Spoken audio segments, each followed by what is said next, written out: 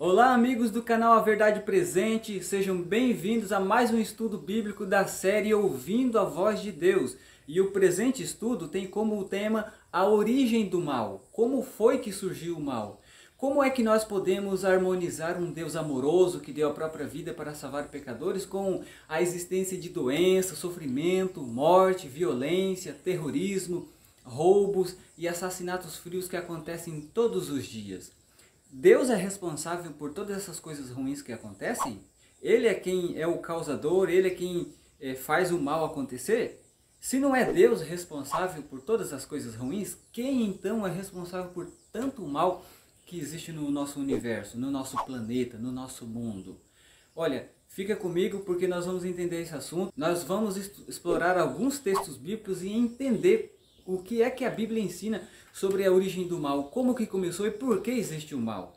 Eu gostaria de começar lendo com você Apocalipse capítulo 5 e o versículo 11. Diz bem assim: Vi e ouvi uma voz de muitos anjos ao redor do trono, dos seres viventes e dos anciãos, cujo número era de milhões e milhares de milhares. Era um número incontável. Os anjos de Deus são muitos, não dá nem para contar a quantidade de anjos que tem. E dentre todos esses anjos, existia um anjo que era o líder de todos eles, que tinha grande influência e era o principal de todos os anjos. Ezequiel capítulo 28, verso 14 diz: Tu eras querubim da guarda ungido, ou querubim guardião, ou querubim da guarda, né? E te estabeleci. Permanecias no monte santo de Deus, no brilho das pedras andava. Perfeito eras nos teus caminhos, desde o dia em que foste criado, até que se achou iniquidade em ti. O verso 17 diz: Elevou-se o teu coração por causa da tua formosura, corrompeste a tua sabedoria por causa do teu resplendor. Lancei-te por terra, diante dos reis te pus para que te contemple. Eu queria voltar com você aqui no verso anterior. O verso 15 diz: Perfeito eras nos teus caminhos, desde o dia que foste criado. Deus criou um anjo perfeito, só que nesse anjo achou-se iniquidade. E de acordo com 1ª carta de João, capítulo 3, verso 4, iniquidade significa transgressão da lei de Deus, rebeldia, rebelião, revoltar-se contra Deus. Então, ele era querubim da guarda ungido. Essa é uma posição elevada entre os anjos do céu, ou seja, a posição mais elevada de todos. Porque se ele era querubim guardião, ele era o querubim ou querubim cobridor, ele estava ali muito próximo do trono de Deus. Mais à frente nós vamos estudar sobre o santuário de Deus e a gente vai ver que no santuário de Deus, tanto no Antigo Testamento, o santuário que Moisés mandou construir e que Salomão também construiu, tanto quanto o santuário do céu, do qual foi o modelo para o santuário terrestre, no trono de Deus, o trono de Deus é simbolizado pela Arca da Aliança. E em cima da Arca da Aliança tem uma tampa. E nessa tampa, essa tampa que é chamada de propiciatório, tinham 2 querubins nas duas extremidades da tampa. Esses querubins que ficavam ali cobrindo o propiciatório eram chamados de querubins cobridores. Lúcifer era um desses anjos, uma posição elevadíssima. Porém, infelizmente, ele rebelou-se contra Deus. Ele resolveu transgredir a lei de Deus. Ele resolveu desobedecer a Deus por uma razão inexplicável. E aí começou a acontecer coisas estranhas no universo. Isaías capítulo 14, versículo 12, também dá mais detalhes dos pecados que esse anjo cometeu. Isaías 14, verso 12 diz: Como caíste do céu, ó estrela da manhã, filho da alva, como foste lançado por terra, tu que debilitavas as nações. No verso 13 e 14 dizem: Tu dizias no teu coração: Eu subirei ao céu, acima das estrelas de Deus exaltarei o meu trono, e no monte da congregação me assentarei, nas extremidades do norte. Subirei acima das mais altas nuvens e serei semelhante ao Altíssimo. Então veja que esse anjo que se rebelou contra Deus, ele tinha alguns desejos maus no seu coração. Ele permitiu que desejos maus subissem ao seu coração. O orgulho tomasse conta dele a ponto de ele querer assentar-se no trono de Deus. Ele pretendeu ser semelhante ao Altíssimo. Ele queria o lugar de Deus e queria ser adorado como Deus. Veja só o que aconteceu lá no céu?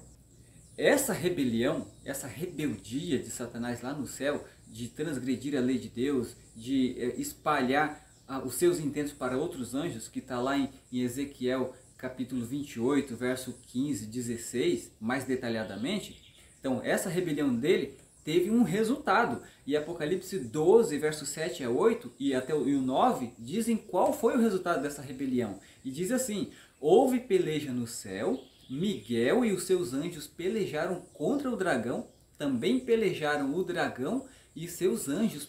Todavia, não prevaleceram, nem mais se achou no céu o lugar deles. Então, diz o verso 9, e foi expulso o grande dragão, a antiga serpente, que se chama Diabo e Satanás, o sedutor de todo o mundo. Sim, foi atirado para a terra, e com ele os seus anjos. Veja aqui que a rebelião de Satanás resultou na sua expulsão lá do céu. Então, até aqui a gente entende que o mal surgiu no céu através de um anjo de luz que se rebelou contra Deus e passou a se chamar Satanás, que quer dizer adversário, inimigo. Nesse conflito entre o bem e o mal, a terça parte dos anjos se uniu ao inimigo e todos foram expulsos do céu, vindo a alojar-se aqui na terra. Agora, já que Satanás e seus anjos foram expulsos do céu, depois que Deus criou Adão e Eva, Deus deu uma advertência para eles. E veja qual foi a advertência. Está em Gênesis 2, verso 15 até o 17, que diz: tomou, pois, o Senhor Deus ao homem e o colocou no jardim do Éden para o cultivar e o guardar. E Deus disse para Adão e Eva: de toda árvore do jardim podereis comer livremente, mas da árvore do conhecimento do bem e do mal não comerás, porque no dia em que dela comeres, certamente morrerás. Então, Deus disse para eles não comerem. Se eles comessem, eles com certeza iriam morrer. Satanás apareceu para poder contrariar a advertência divina. Só que Satanás não se apresentou como sendo ele mesmo. Ele se disfarçou. Ele usou um animal ali como um médium para suas ideias. Gênesis 3, verso 1 diz como que Satanás contrariou a palavra de Deus. Gênesis 3, verso 1 diz: mas a serpente, mais sagaz que todos os animais selváticos que o Senhor Deus tinha feito, disse à mulher: é assim que Deus disse? Não comereis de toda a árvore do jardim? Respondeu-lhe a mulher: do fruto das árvores do jardim podemos comer, mas do fruto da árvore que está no meio do jardim, disse Deus, dele não comereis, nem tocareis nele, para que não morrais. Então a serpente disse à mulher: é certo que não morrereis, porque Deus sabe que no dia que dele comeres, se vos abrirão os olhos, e como Deus, sereis conhecedores do bem e do mal. Então foi assim que Satanás contrariou a palavra de Deus, torcendo a palavra de Deus, acrescentando coisas na palavra de Deus e desmentindo a Deus. Que vocês não vão morrer, vocês vão ser como Deus. Deus não quer que vocês sejam como Ele. Por isso que Deus está proibindo vocês de comer essa árvore. Deus está proibindo vocês de uma coisa boa. Ele está privando vocês de uma coisa boa, então vocês devem comer. Vocês não devem dar atenção ao que Ele diz. Ele não está dizendo a verdade. Foi assim que Satanás disse para Adão e Eva. Porém, eles comeram, desobedeceram e sofreram as consequências da desobediência. Mas ainda assim, Deus deu uma certeza para Adão e Eva.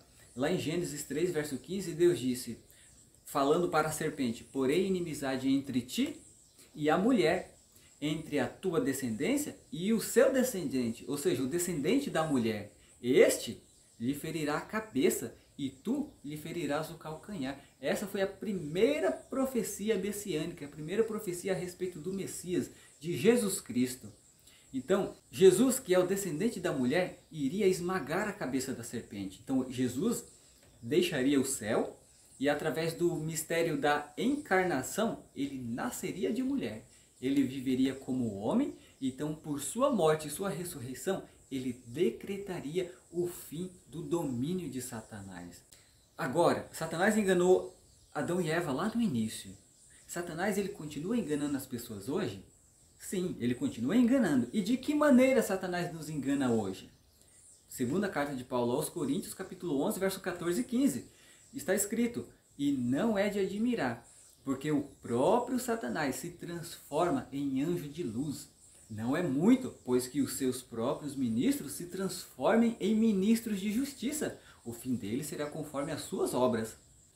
E Mateus capítulo 24, verso 24 diz: porque surgirão falsos cristos e falsos profetas, operando grandes sinais e prodígios para enganar, se possível, os próprios eleitos. Sinais é o mesmo que maravilhas ou milagres. Prodígios, milagres também, sinais, coisas maravilhosas, curas e milagres. Tudo isso seria operado nos últimos dias por Satanás e seus agentes, que são falsos profetas e falsos cristos. Então ele se transforma em anjo de luz, ele se parece com o anjo de Deus, ele se apresenta como um representante direto de Deus. Então ele realiza sinais e prodígios, milagres. Então, e nos últimos dias? Nos nossos dias hoje, Satanás está especialmente irado contra quem? Contra quem ele tem a sua ira? Veja comigo Apocalipse capítulo 12 e o versículo 12. Por isso festejai, ó céus, e vós os que neles habitais, ai da terra e do mar, pois o diabo desceu até vós cheio de grande ira, sabendo que pouco tempo lhes resta. E capítulo 12, verso 17 diz: irou-se o dragão contra a mulher e foi pelejar com os restantes da sua descendência. Quem são eles? Os que guardam os mandamentos de Deus e têm o testemunho de Jesus, e se pôs em pé sobre a areia do mar. Então, meus amigos, Satanás, ele não está irado contra aquelas pessoas que não seguem mandamento nenhum. Ele não está irado contra aquelas pessoas que não obedecem à lei de Deus, porque ele foi o primeiro a desobedecer à lei de Deus. Ele não está irado contra aqueles que escolhem alguns mandamentos para obedecer, que escolhem 9 mandamentos e obedecem só 9. Ele está irado contra aqueles que seguem os 10 mandamentos. Hoje, ele está irado contra esse povo. Então, como é possível para nós vencer a Satanás? Veja comigo em Efésios capítulo 6 e o versículo 10 até o 18. Quanto ao mais, sede fortalecidos no Senhor e na força do seu poder. Revesti-vos de toda a armadura de Deus para poderdes ficar firmes contra as ciladas do diabo. Porque nossa luta não é contra o sangue e a carne, mas sim contra os principados e potestades, contra os dominadores deste mundo tenebroso, contra as forças espirituais do mal nas regiões celestes. Portanto, tomai toda a armadura de Deus, para que possais resistir no dia mau, e depois terdes vencido tudo, permanecer inabaláveis. Estai, pois, firmes, cingindo-vos com a verdade, e vestindo-vos da couraça da justiça. Calçai os pés com a preparação do evangelho da paz, embraçando sempre o escudo da fé, contra o qual podereis apagar todos os dardos inflamados do inimigo. Tomai também o capacete da salvação e a espada do Espírito, que é a palavra de Deus, com toda a oração e súplica, orando em todo o tempo no Espírito, e para isto vigiando com toda perseverança e súplica por todos os santos. Então nós vemos aqui, meus amigos, com base em Efésios capítulo 6, verso 10 a 18, como é que nós podemos vencer a Satanás. Nós temos que nos revestir de toda a armadura de Deus. Então nós temos que ter o escudo da fé e seguir a palavra de Deus. E também nós devemos orar em todo o tempo. Então, nós vimos até aqui que Lúcifer rebelou-se contra Deus, um anjo perfeito. Ele se tornou Satanás, que é o inimigo, enganou 1/3 dos anjos do céu, e também foi ele quem levou os seres humanos ao pecado. Ele é o responsável por todo o mal que existe. De acordo com 1 João 3, verso 8, ele vive pecando desde o princípio. E de acordo com João, Evangelho de João capítulo 8, verso 44, ele foi homicida desde o princípio. Ou seja, ele é o grande assassino desde o princípio. Ele quis acabar com Jesus quando Jesus nasceu. E João capítulo 8, verso 44 diz que ele é mentiroso e é o pai da mentira. Agora, você consegue entender o porquê que existe o mal? Então, só que Satanás, de acordo com 1 João 3, verso 8, foi vencido por Jesus na cruz. Jesus venceu ele na cruz. E de acordo com Mateus capítulo 4, verso 1 a 3 e capítulo 25, verso 41, finalmente ele será destruído afinal. Vamos recapitular todo o estudo de hoje até aqui. Nós vimos que Lúcifer era um anjo de luz e quis tomar o lugar de Deus. Eva foi enganada pela serpente. O mal se originou lá no céu, no coração de um anjo livre e não com Deus. Lúcifer cometeu iniquidade, que é a desobediência à lei de Deus. Ele enganou os anjos e tem enganado muitos através de sinais e prodígios, milagres, curas. E a ira dele é contra os que seguem os mandamentos de Deus. Diante do estudo de hoje, nós precisamos fazer um compromisso de fé com Deus e a sua palavra. Você crê que o mal surgiu no céu com um anjo criado perfeito e que se rebelou contra Deus? No grande conflito entre o bem e o mal, você quer ficar ao lado de Deus e de sua palavra? Sim! Que Deus abençoe você. Você deseja se revestir de toda a armadura de Deus e seguir as orientações de Deus? Muito bem, eu também desejo. Que Deus abençoe você. Se você não é inscrito aqui nesse canal, se inscreva. Compartilhe esse estudo bíblico para outras pessoas, para que outras pessoas também possam entender como foi que surgiu o mal e possam ter esperança no seu coração. Agora, no próximo estudo, nós vamos entender algumas coisas importantes. Como foi o plano da salvação? Já que o Satanás levou os seres humanos a pecar, como é que a gente pode apagar o nosso passado mal? Como a gente pode se apresentar sem culpa diante dele? Como é que a gente pode ser salvo? Então, o próximo estudo é o plano da salvação. Fique comigo e até o próximo vídeo.